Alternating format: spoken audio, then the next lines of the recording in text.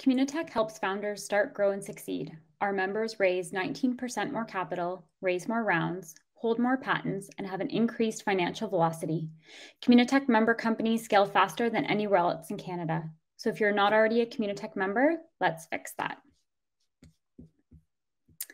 Good afternoon, everyone. My name is Christina Wood, Director of Programs here at Communitech, and thank you so much for joining us this afternoon for our Ask Me Anything session on employee stock option plans, better known as ESOP. I want to just quickly run through a few housekeeping items before we get into the meat of today's discussion. So first of all, today's topic will be recorded, and so you can find all of our past Ask Me Anything recordings on our website at communitech.ca. So these are a great resource for companies to refer back to at a later date. We have assembled an awesome panelist of experts today, both from legal, tax, and HR backgrounds. And so it would be great if you can keep in mind that the advice that they're giving today is really meant to be general guidance. And so if you do need legal or tax advice, we do recommend that you do speak to your own lawyer or tax representative, and we can also help with some of those introductions. But today is really meant to provide general guidance as we can't dig into each individual scenario. And lastly, if you would like to connect with any of our panelists, please reach out to your Communitech FSM and they will get you connected. We also have an Ask Me Anything session coming up next week on making your first pre-sales hire as an early stage startup. So if you're looking to hire your first sales rep or pre-sales, make sure to join that session next Tuesday at 2 p.m. And with that, let's introduce today's amazing panelists. So thank you very much to Francesca, Sean, and Alex for being here today. So Francesca is a business development manager at Carta, primarily working with VCs, law firms, technology companies, and startups in the Bay Area, the Greater Pacific Northwest, and Canada. Francesca joined Carta during their Series B and has seen magnificent growth. She has a passion for helping companies scale and working cross-functionally to build products. Francesca received a bachelor's degree in economics and political science from Santa Clara University. So thank you for being here today, Francesca. We also have Sean Gomes, who is a partner practicing business and technology law at Gowlings here in Waterloo, which is a member is a member of the firm's technology industry group and corporate finance and M&A group. His practice involves assisting companies in a wide variety of business and technology matters, including technology contracting, mergers and acquisitions, public and private debt and equity financing, cross-border transactions, and corporate reorganizations.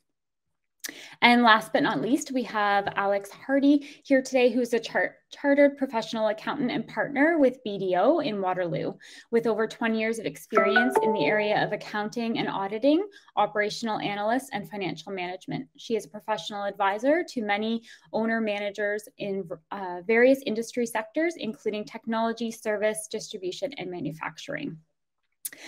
So welcome once again to our three amazing panelists. Thank you so much for being here today. And so thank you for sharing those slides.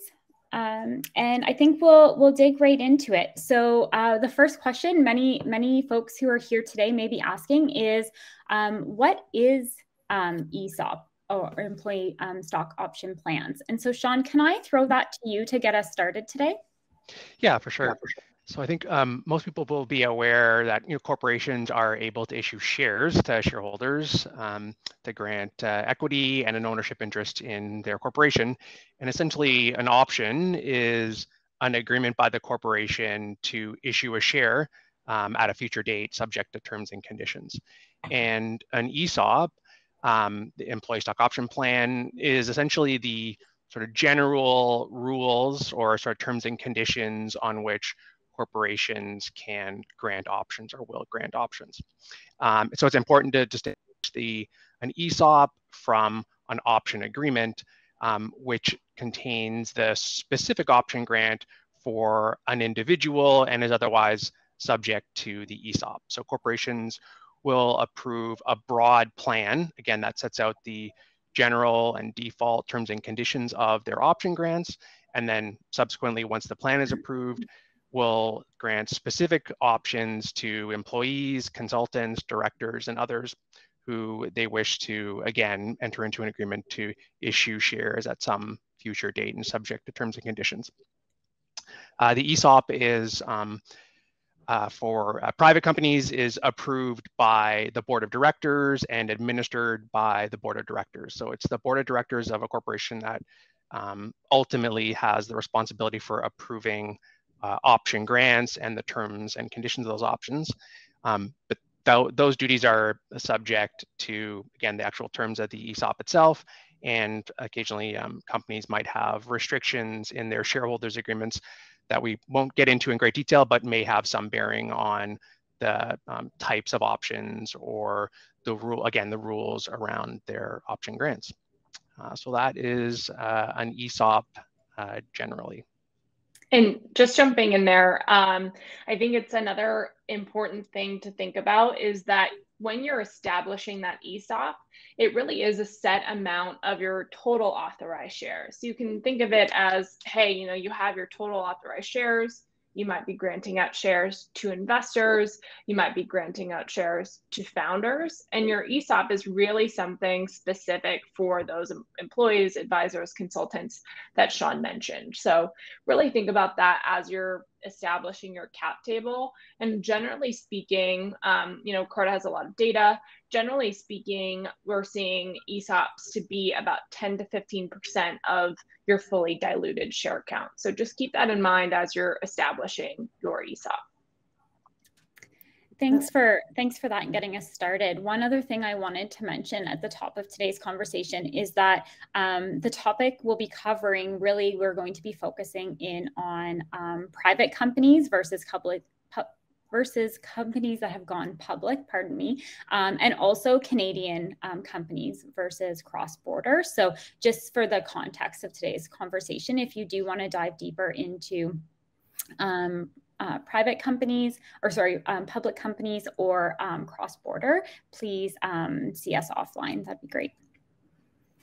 That's terrific, Christine. And we can certainly help with those topics as well. And maybe it's a good point here to just take a few minutes and just explain kind of how the treatment of private company options are different to public company or foreign owned. So there's two distinct differences between owning an option in a private company, a Canadian controlled private company, and owning a option as part of an employee stock option plan for a public company. Those two main differences are that if you have a public company, then when you exercise that option, there's an immediate tax consequence. If you have a share of a private company, then if you have an option for a private company, when that option is exercised, then there's no immediate tax consequence to that. Instead, there's a calculation of an employee benefit, but that employee benefit is not taxed until the share is disposed of.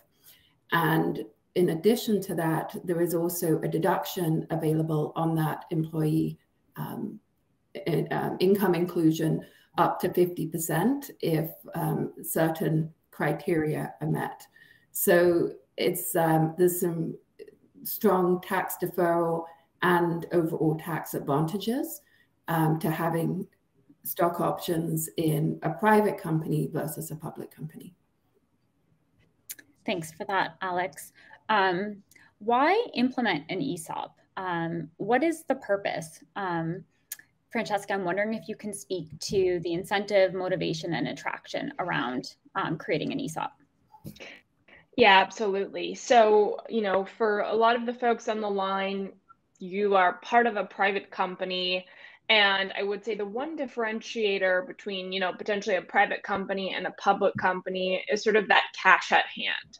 So many employees and many of the top talent that you might want as part of your company will be at that Fortune 500 company, will be at that public company that can typically pay a lot more than you might be able to have on your payroll today. So really a focus of the ESOP and the focus of granting out options to employees is to kind of make up that differential.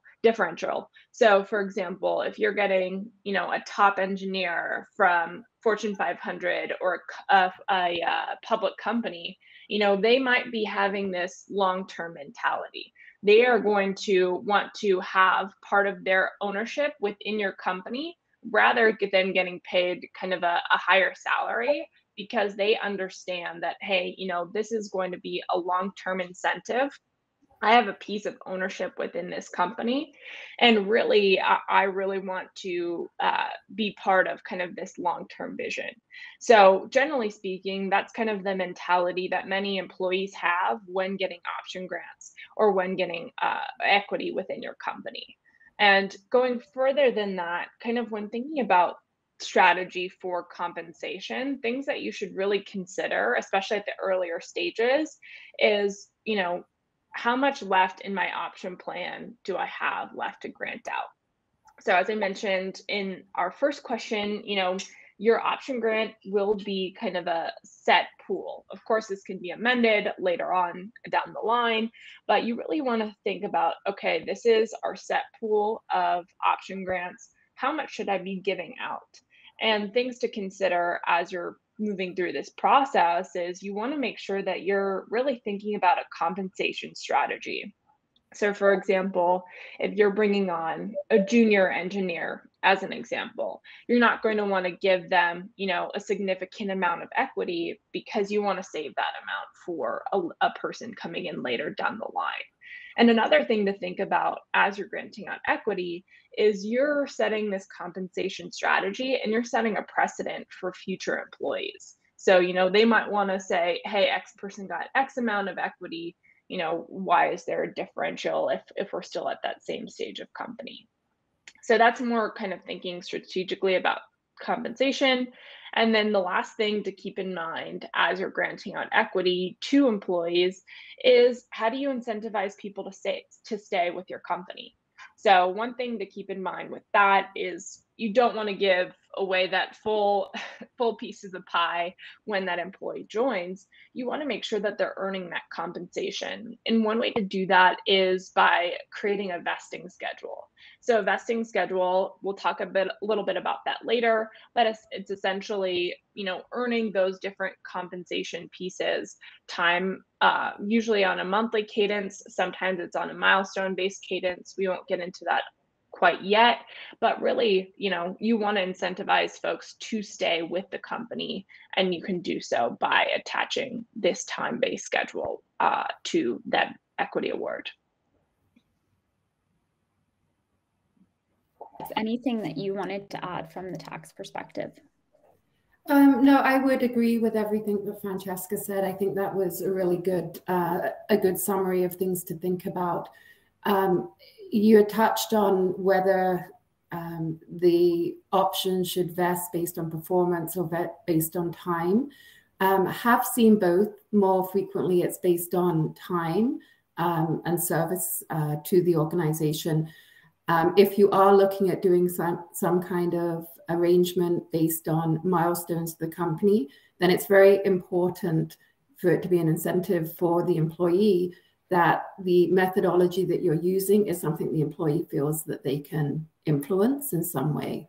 So just a thought, if you're trying to think of a more creative way of vesting those options, always think about what is going to be an incentive for the employee, because that's the primary reason for having these options available.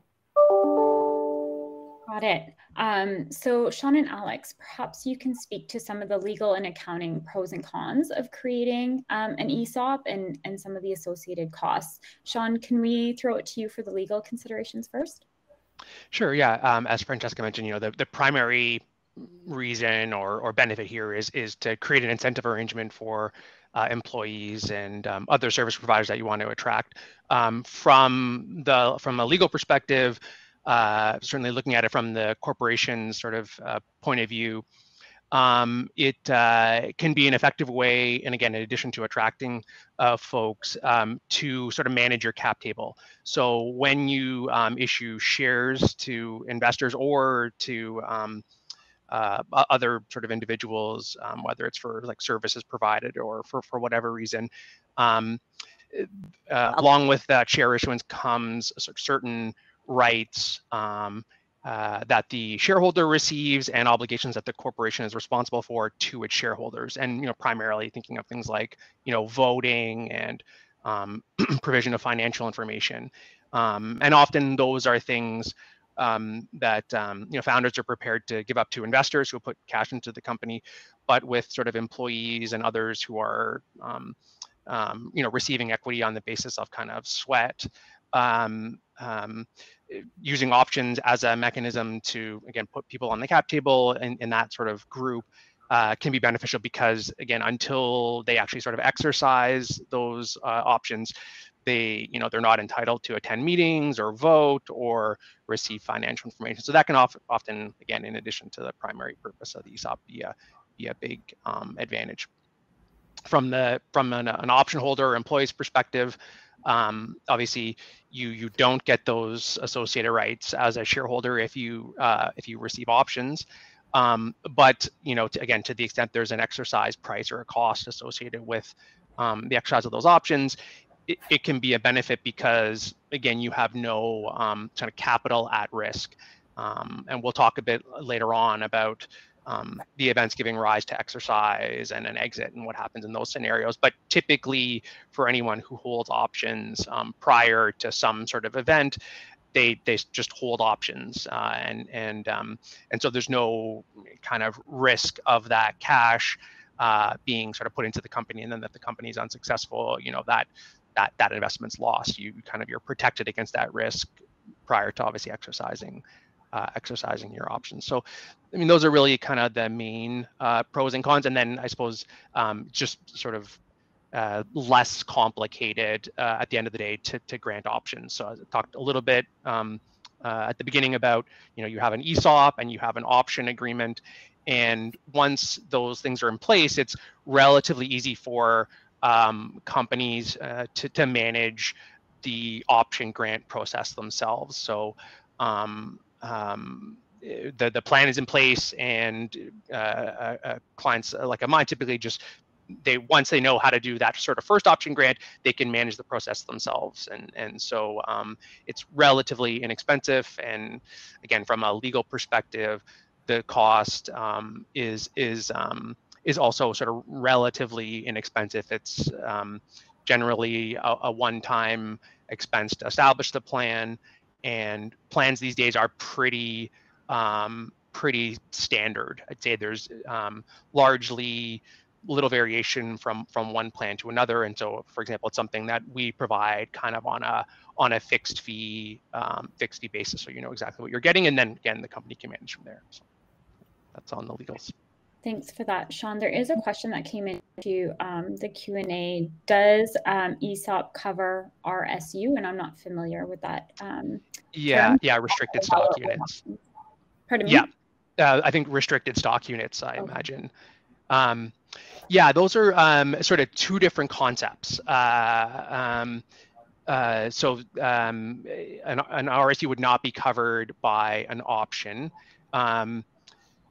Yeah, I'm trying to think of how to answer that one. Maybe I could, I'm going to talk a bit later, I think at the end, Christina, about restricted shares from a founder perspective, and that might answer more of this question. So maybe, maybe park that one, and if I don't answer it later, then I can try again.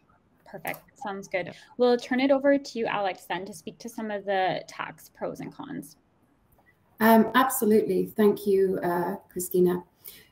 So in terms of looking at some of the kind of accounting and tax issues associated with options, as we mentioned, they are a great way to incentivize employees. But what companies need to think about is that as soon as these options get exercised, it creates dilution.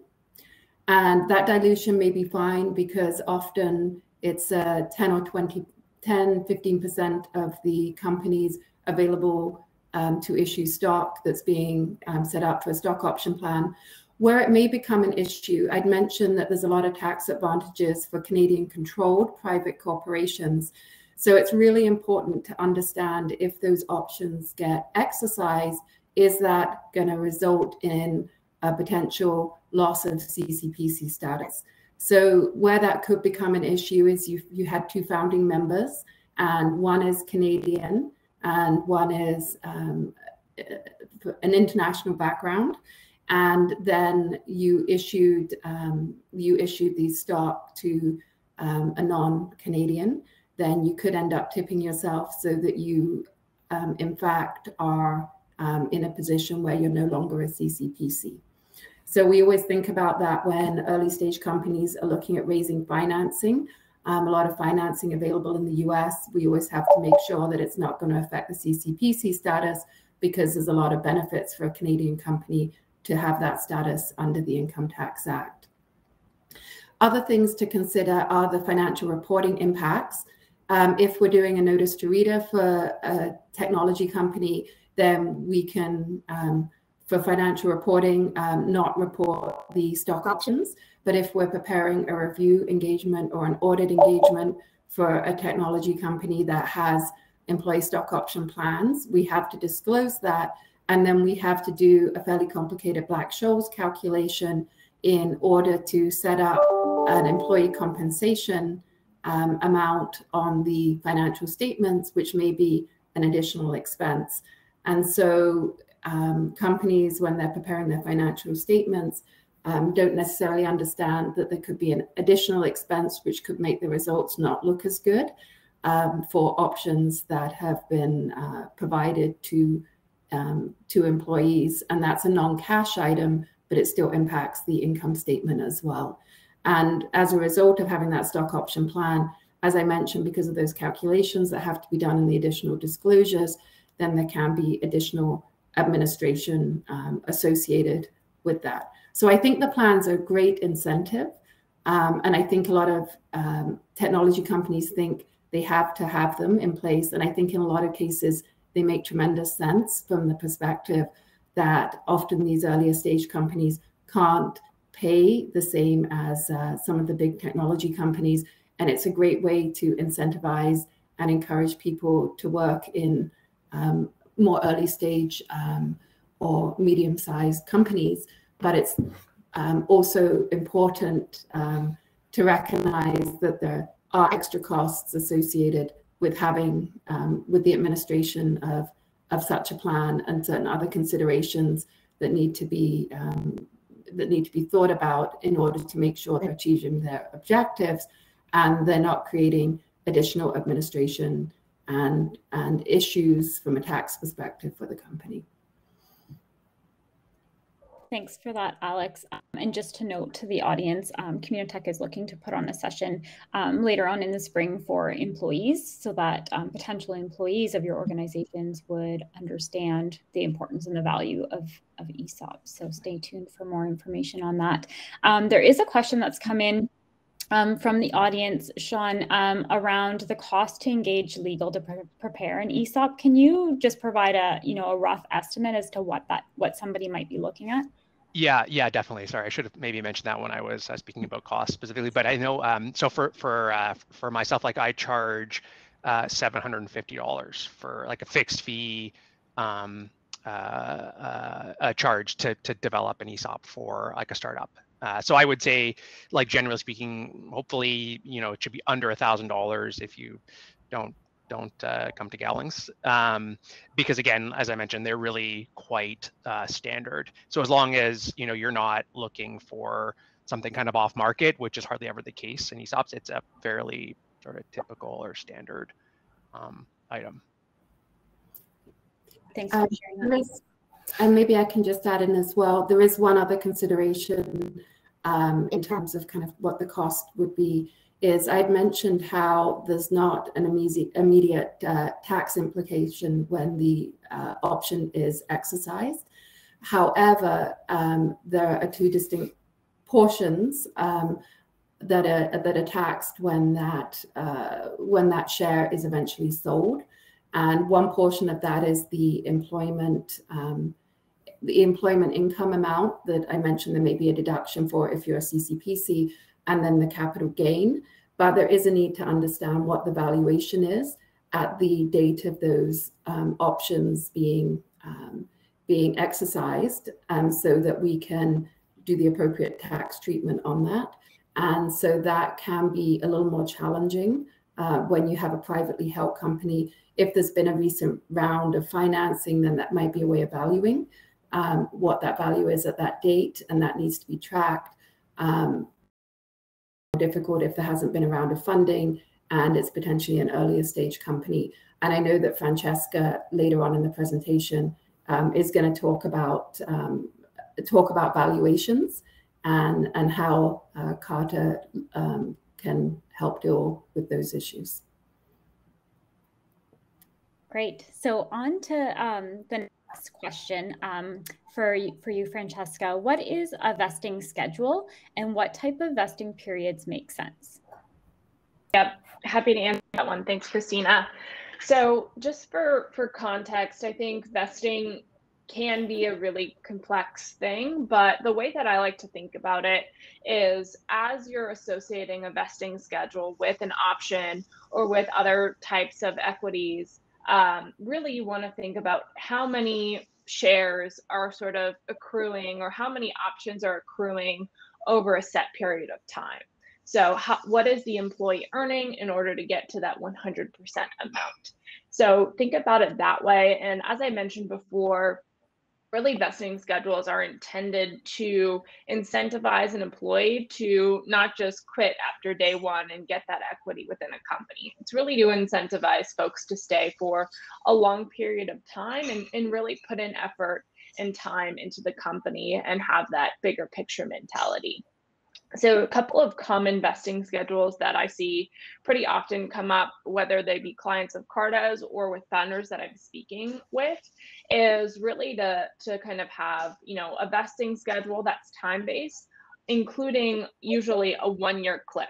So what that means is, a person starts at X amount of, or a person starts on X day, and they might start vesting that day. But what that really means in practice is, if they have a 1-year cliff, is on the anniversary of their start date, vest a certain amount of shares.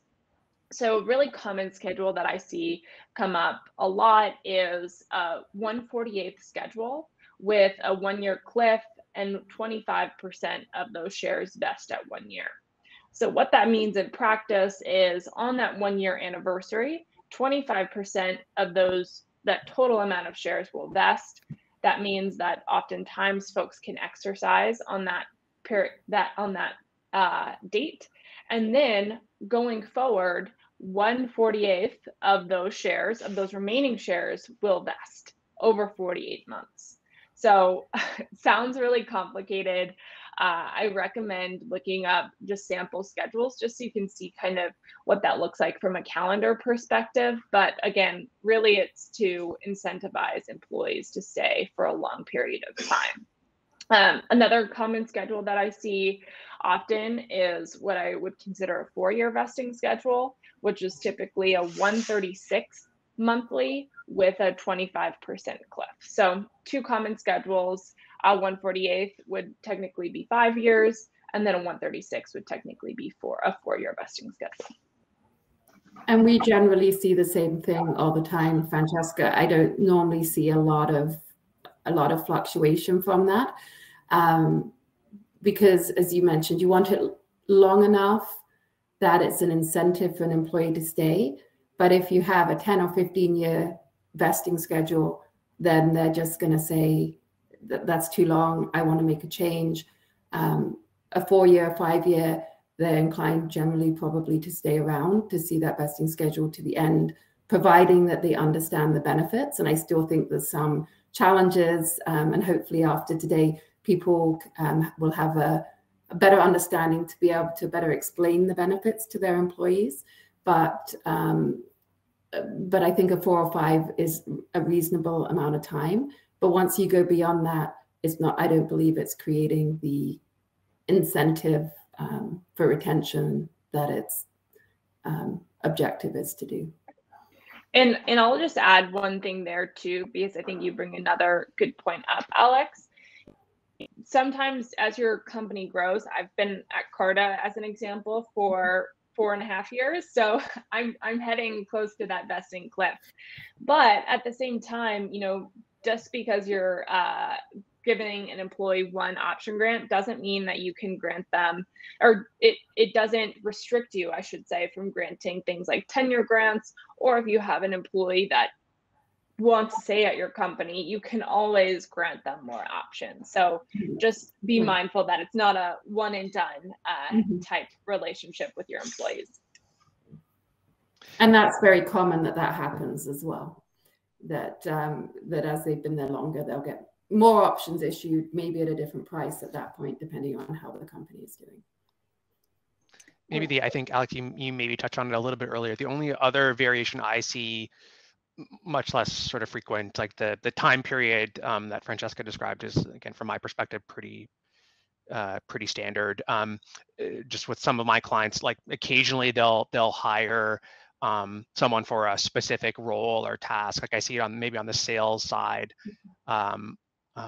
in most cases, but in those scenarios, you might have, like, again, a specific milestone based vesting requirement. So you know, a key salesperson might have a timeline based vesting arrangement on some of their options, and then another portion of their options might be like performance based. So if they achieve X in sales, then some other portion of an option grant might vest under those conditions. So again, not as frequent, but in certain circumstances where there's like a set objective, I do see that. And just in those scenarios, it's important that you've really got a well-defined vesting milestone, because you don't want any ambiguity around, hey, has this been achieved or not? And that's why, like, again, the sales one is typically one I do see in any kind of non-time-based vesting arrangements.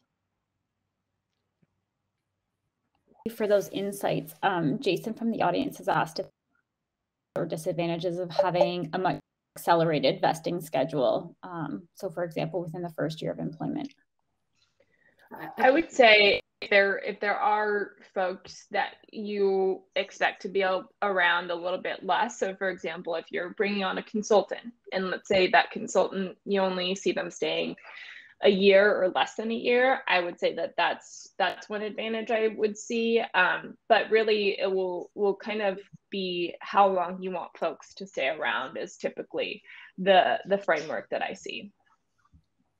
And the only other thing I might add there is, like, if you've done, or if you're going to be doing, like, you know, a Series C or a Series A raise, those transaction documents will basically always restrict you from varying that vesting schedule to something shorter than the than the periods Francesca spoke about, without, like, shareholder approval. So when, like, again, when you get an investor coming in, like, typical investment documents will require any variation to that schedule be approved, often by the Series A holders or the Series C holders. So it's sort of maybe a rare it have to be a specific circumstance.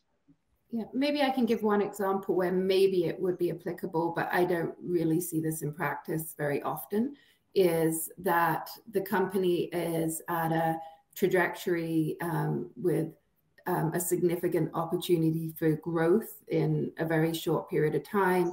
And perhaps they bring in a sales manager, and then it's an incentivized investing based on their results and whether they can achieve the sale objectives. And if they do, then they're granted options as part of their compensation, effectively, for meeting that milestone.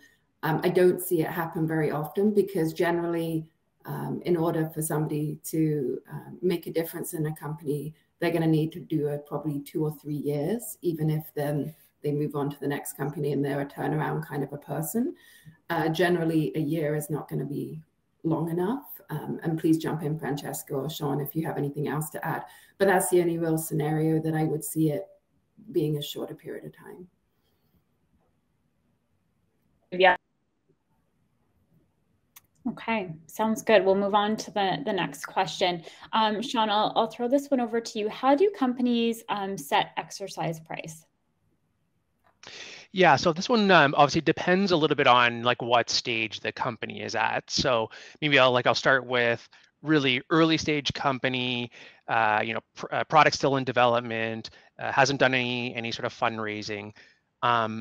In those scenarios, obviously there's like really no sort of measurements to try and base exercise price on, and so often, in those circumstances, you'll see a nominal strike price. So basically, like an exercise price that is a cent or something like that. And the intent there is really, you might see that in a scenario where you're not paying the person at all. I appreciate that sort of reality, and so basically the person is doesn't have to pay anything for the shares when they vest. It's a nominal strike price, or the company really has no value at that stage. So that's kind of maybe the easiest scenario. And I should maybe step back a little bit, like just so people, in case people don't sort of associate the two, like exercise price should be a function of value, right? It's the value of the company that should be driving your exercise price. So for a company that is maybe the next easiest scenario, other than like a true startup, is a company that's sort of completed a recent financing, like with a third party. So on a priced round. So again, when you go and do not for your safes or for convertible debt, but if you go and do a series seed or a series A round, again, that transaction will establish essentially a value for the company and a price per share, and clients or companies will just sort of then adopt that price set in the round as their strike price or their exercise price. And so now you've got a set valuation, and it's fairly straightforward. And a company will typically like rely on that valuation until, in most cases, until their next fundraising, or again, unless there's been some dramatic change. If you're sort of in between those 2 points, and that's kind of where it gets a little bit kind of harder, and I don't know that there's sort of a straight answer, but I think Francesca can talk a little bit about sort of the valuation process. But in between those scenarios where the company is sort of clearly not worth nothing, or where the company has some value, but you haven't done a price raise, like those ones are definitely more of a challenge. And in those scenarios, to some extent, it's a matter of what the employee might sort of accept or agree to.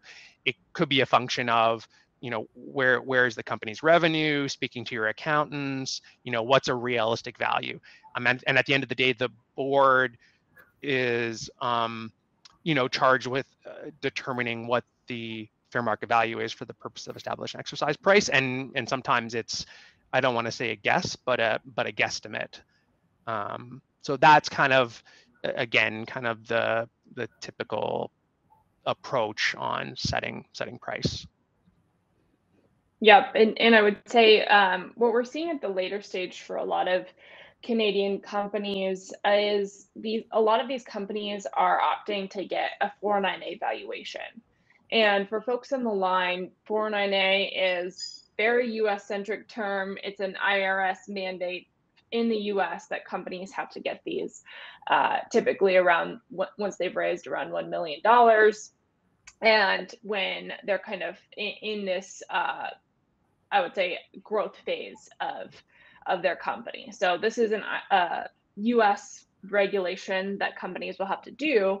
But that being said, we're seeing a lot of Canadian companies utilize this methodology, since it is kind of this third party coming in, assessing a variety of different things associated with the company, including their cap table, including their financials, and including any sort of path to exit or any sort of path to IPO going forward. So that's something that, again, we're seeing a lot of Canadian companies take advantage of. Carta has the ability to do these 409 evaluations at a low cost compared to some other providers in the US. So a lot of these companies are taking advantage just to kind of take out the guess for valuing the common shares. Typically, it's from the 49A perspective, it will be usually a discount of a certain degree to the preferred shares or to the preferred round. So keep that in mind, you know, as your company is growing and you want to have a third party come in and help you assess the value of that common shares, which is in turn the value of that exercise price or the fair market value for those option grants. So definitely we could talk for hours probably about this. So just keep that in mind, in the back of your mind, as you're thinking about how to tie a value to options. Yeah, and maybe just on that point, Francesca, like, and I think I mentioned it, and I see there's a question as well in the chat. But so yeah, once you've done a third party raise, and there isn't a reason to, you know, suggest that the valuation you set in that raise isn't kind of a true indication of the fair market value. So if it's a true third party raise, then either, you know, you just sort of roll with that price, or as Francesca mentioned, like, you might apply a discount because from a value or like accounting perspective, typically, I don't think we mentioned this, but typically options would only ever be in common shares, right? You're not issuing options for preferred stock. And so you will sometimes see a slight discount on the exercise for commons, because the prefs would typically have some attributes that make them worth slightly more, like, you know, a liquidation preference or some of these other rights. And so you do sometimes have a slight a variation between the value of your common shares and the value of your prefs. Okay, thank you for that. On to the next question here. What happens to options on holders' termination of employment, and or perhaps more importantly on exit? Sean, can you speak to that? Sure. Yeah, so this goes back maybe to the first question about, you know, what does the Esop say, and all of these sort of terms and conditions on my grant. And so we've talked about kind of vested, and then obviously by implication unvested. And so that becomes a factor when there's either one of these events. There's some sort of termination event, like, so the option holder ceases to provide services, or there is an exit of some type, whether it's a sale or an IPO. So you know, in a circumstance where an option holder has ceased to provide services, it becomes a function of, okay, what was the reason the person stopped providing services? So so if the option holder has resigned, for example, they would be, the ESOP would typically say they've got some period of time to now exercise their vested options for shares and pay their exercise price, if there is some, to get those shares. And if they don't exercise during that period of time, those vested options then expire. Any unvested options at the time they resign would in any circumstance, maybe with the exception of an exit, which I'll talk about, they would be void. So you would lose your unvested options because, again, you left before those vesting events arose. If you died, often a similar outcome, or were disabled, often a similar outcome on vested and unvested. Often you'll have a bit longer of a window, or your estate, not you, would have a longer window to vest, because the company is sort of saying, okay, well, you died. That's not as bad as you resigning from a company perspective, not a personal. And so you've got a longer window to vest, but your unvested options would be void. And then in terms of, you know, termination sort of without cause, with cause also has these different implications. So if you're terminated with cause, usually you still get to keep your vested options if you exercise, subject maybe to some buyback rights, but then your unvested options would again sort of become void. So those are the kind of, again, a quick summary of the implications on ceasing to provide services. On an exit, typically like with an IPO, so if the exit is an IPO, obviously if you have vested options that are below the IPO price, then you might decide, okay, well, here's the exit. My options are in the money. Now's the time where I vest because, or pardon me, where I exercise because I can pay X and sell for, you know, X plus Y based on the IPO price being higher. In a slightly more, I don't know if I want to say complicated, but slightly different outcome on a sale scenario. So typically an employee stock option plan will, you know, talk a fair amount about what happens to options in a sale scenario. So vested options, again, you would exercise, or again, there might be a purchase for cancellation where you're essentially paid the in the money portion. Unvested options, again, it depends on what you is decided in the ESOP, but often it leaves the treatment of unvested options to the discretion of the board. So the board would have the discretion to accelerate vesting, typically on a sale of any unvested options. Or the board might decide, well, no, you know, the purchaser wants you to stay, doesn't want you to sort of get those options and obtain that money. So we're going to sort of toll or maintain those unvested, or they might sort of cancel. Again, the most common outcome, I'd probably say, in kind of almost 99% of the circumstances where I'm involved on, you know, where I'm on an M&A transaction, I'm representing the seller shareholders. We often just accelerate those unvested options, notwithstanding the fact that the person hasn't stayed the full kind of 4 or 3 or 5 years. So that's kind of the customary outcome with respect to options on one of these types of events. And just, I guess, to add in there, though, when that happens, the 2-year holding period is not kept on those shares. So there's no 50% deduction on the employee compensation income inclusion amount. So it can be, for the employee, cost more money, but on the other side of the coin, they're getting a big gain if there's an actual exit. And there can be more complicated scenarios reached whereby those options, especially if there's a company that's buying the other company to retain employees, where in fact those options could be rolled into options of the acquiree company, or the company that's acquiring the company that's selling, that had the outstanding options in them. So there's a number of things that can happen there. And I'm dealing with a scenario actually with Gowings right now with one of Sean's colleagues, whereby we're looking at maybe transferring the options of the privately held company into a publicly held options of a publicly held company, and then they can carry forward with the same rights as the CCPC had, versus the immediate tax on the exercise of those options and immediate sale.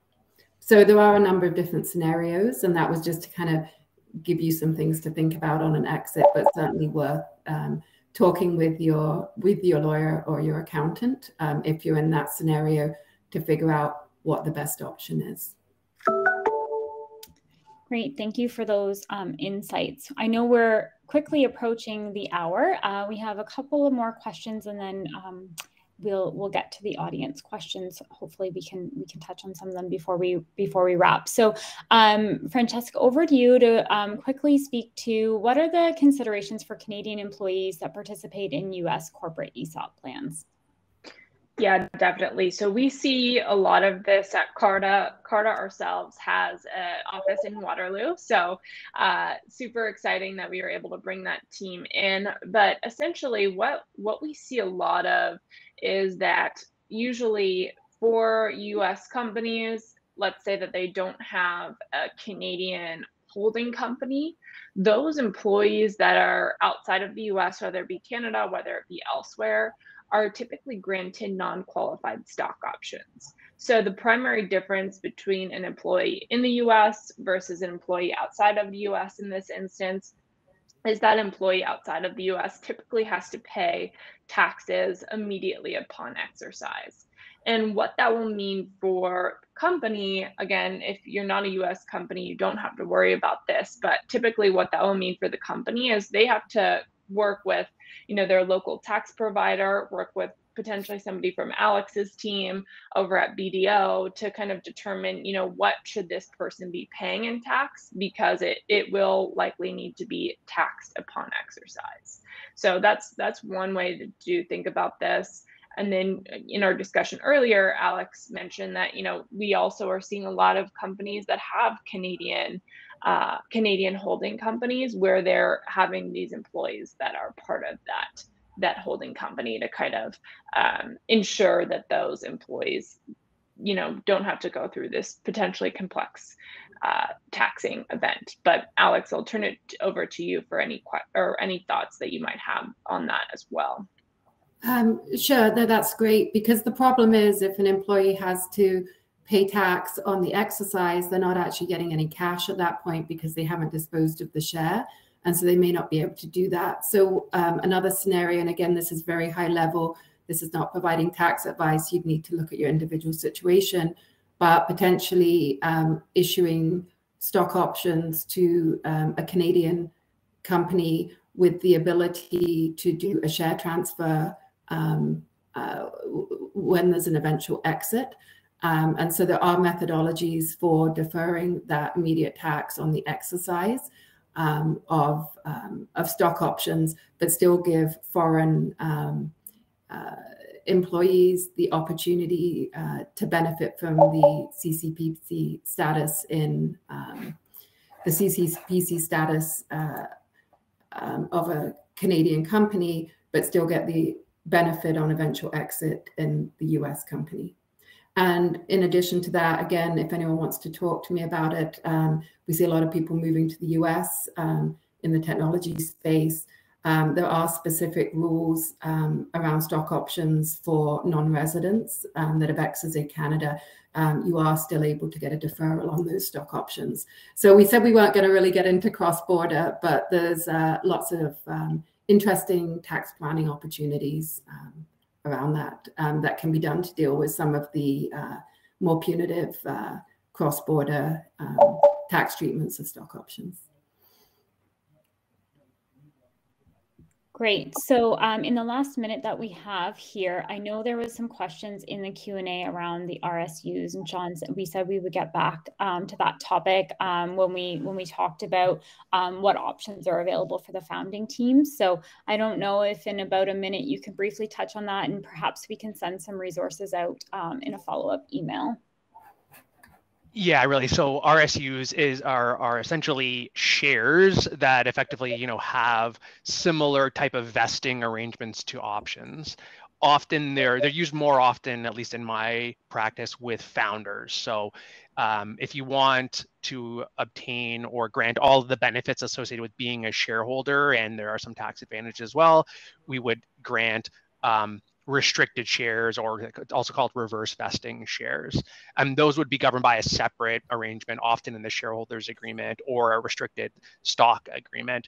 And again, related in the sense that they're kind of an alternative, but governed separately from option grants. Hopefully that answers the question. Great, thank you. I'll just go quickly to a couple of the audience questions. So one that's been highly voted here is what advice do you have for option allocation at early pre-revenue stage? Is there a checklist or something that we can point early stage companies to? I'm happy to, and I could jump in on this one first, and then yeah. So I know we talked about this sort of 10 to 15% pool. Yeah, Francesca mentioned about, again, it's kind of rolling, right? So let's say, for example, you've issued 1 million shares in total already. You might reserve a pool then for, like, say, 100,000. Appreciate my math slightly off there, but you might use 100,000 as your pool. You're always able to increase that pool, and it often does increase as you go and raise money with third parties, because your total number of outstanding shares increases, and investors will want you to increase the size of that pool to attract more employees, and then they're not necessarily diluted. So in terms of like specific grants, there's not really a checklist. So it doesn't, unless Francesca has another view, there's no like, hey, if you're this role, you get this percentage and you get this many options or this percentage. That doesn't really exist. I think each situation is kind of dependent on the particular facts. Just as a, maybe just a rough guide, I tend to, when I'm talking to really early stage clients, you obviously have to bear in mind that you kind of only have 10% for now. So you don't want to be granting a 5% grant to someone or a 6% grant. If that's really what you need to do, that's a different kind of scenario. Usually grants are like 0.5% or less, unless you're hiring, like a VP sales. And in that scenario, you might see 1% or somewhere between 0.5%, 1%, or some really key ad where you see higher numbers. But again, you have to bear in mind that you're working with this sort of 10 to 15% pool size. So, yeah. Yep, and I can follow up. We have some resources at CARTA just for things to consider, things to think about as you're going through this process. And we don't have any, database or place to point to yet, but stay tuned from CARTA. That's definitely something that we're thinking about and working on, expanding a product that we have in the US, and we're planning to expand it into Canada, hopefully sometime within this year, so folks can have a little bit more of a robust database. So stay tuned. Awesome. So I see, we have a lot of questions in the Q&A that we weren't able to get to today. I apologize for that. We had a lot of great topics to cover early on. Feel free to email me. I put my email in the chat, or your Communitech FSM, and we're happy to reach out to today's panelists to try to get you those answers that you need. And as Francesca said, also put some resources in our follow-up email from today's event. So with that, I would like to thank our audience for attending today. The recording from today's session will be available on our website, communitech.ca. And I'd like to greatly thank Sean, Francesca, and Alex for participating today. They've put in a ton of time and energy into bringing all of this knowledge forward and sharing that with us today. So thank you to the three of you for your time and energy. And Gowling is a Pro Squad member, and CARTA is also a member, and so I'm happy to point any folks who'd like to have further conversations to them to get connected. So please feel free to reach out to myself or your Communitech FSM. And with that, I will close out for today's session. So thanks again, everyone, for making the time. And we probably should have made this 2 hours because there's so much good content to get through. So stay warm out there today, everyone. And we'll see you again next time for an AMA. Thanks. Thanks. Bye-bye.